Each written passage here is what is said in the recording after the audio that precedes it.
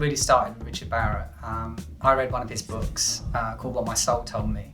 And Richard is a personal transformation author, but his kind of specialist field is about ego-soul dynamics and understanding how if we're able to align those parts within us, then we're going to lead a more authentic life.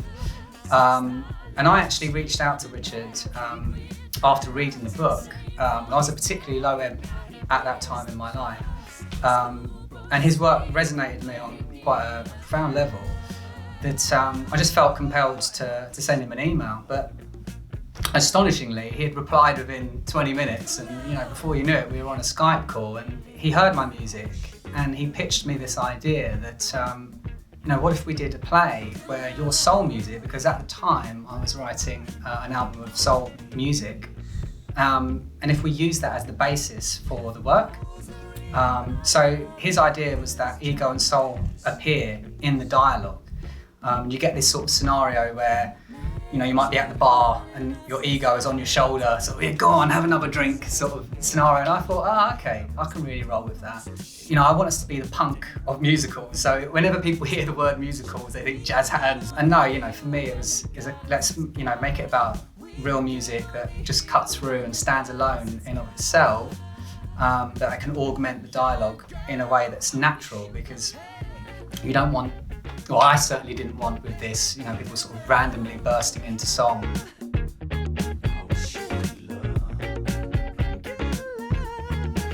Kevin, even though we had a work script which sort of had the journey or the character arc that we wanted to send Punchy down, he had real free rein to actually, take the bare bones of it and really develop it. And it's very difficult to write how ordinary people speak. He's got a great knack of that, and it doesn't sort of come across as phony in any way. Yes, so Punchy was a real person.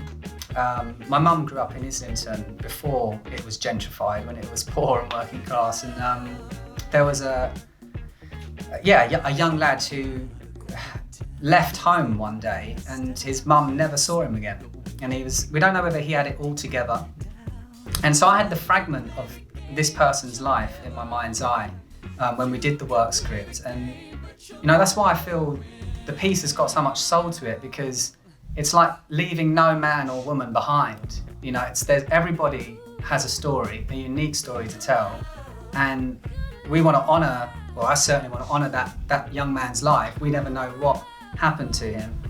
And in that regard, it's great that we put this together to see, what may have happened in his life.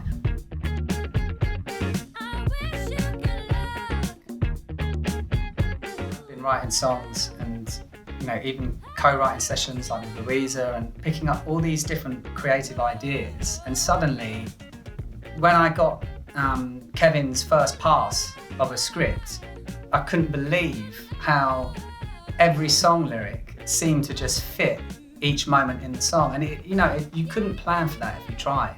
You're able to sort of get a feeling and emotion from the music, which amplifies the action. And that marriage between dialogue and music, there's an alchemy that takes place, which just, having seen firsthand in some of the early rehearsals, is really, it's been a privilege to be a part of it.